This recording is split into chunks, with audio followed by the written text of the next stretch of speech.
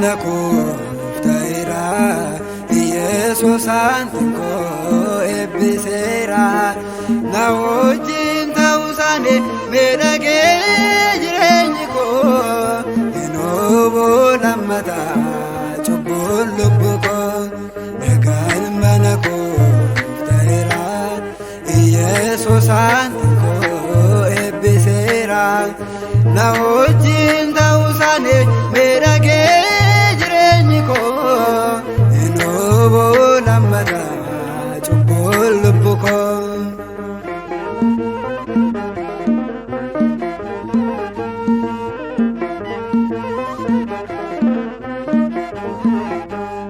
Nammeedho yaadne anaaf qabu humni diina koo narratti aboon qabu kanarraa addaan baanee abbaa baraa isa argadhee yaadoon koo afeera nagaan mana koof ta'eera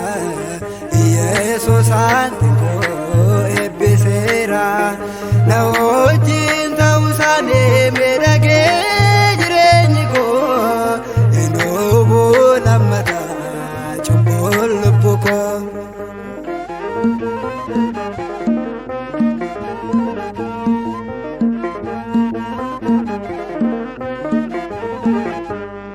Raawwatee naaf karaa gooftaa kootii wanta ni yaadne fakkaata isaatti dubbaate arrabni koo ta'ee amma karsaa ifeera natti neefaa Yesuusa nagaan mana koo ta'eera Yesuus antinkoo eebbiseera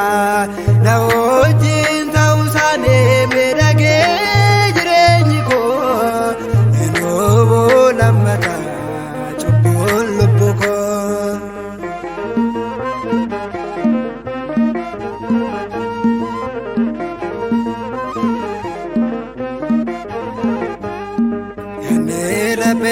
Beekootee ni boora'ee sagalee isaa qofaan qulqullaa'ee utubaa nageenyaa isaa hin soosonee jaalalli isaa dhugaan kan hin dhumne nagaan mana koo ta'eera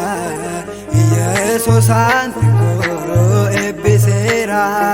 na wajjin ta'uusaanii miidhagee jireenyi koo hin oboo lammataa cubbuun lubbuu koo.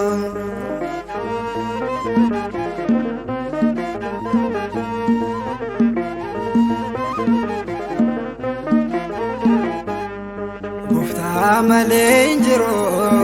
gammachuun boqonnaa hin qabu. Naanii buluunee isaa dhookateyyuu beekaa ijjeeti koo dhumee salphinaan haguugee mana koo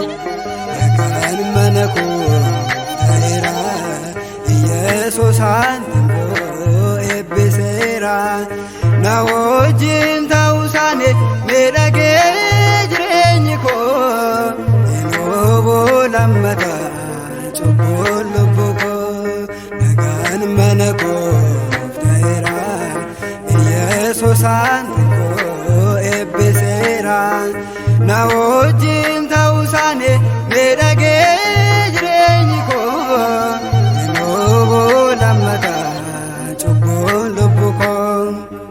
Yaa Gooftaa kanan qabu keessaa walakkaatti nan laadha sobaanin kanan nama hibadhees harkaa furan deebisa har'a mana kootiif fayyinni naaf ta'eera ulfinniif galni maqaa isaatiif haa ta'u hanga bara baraatti ameen.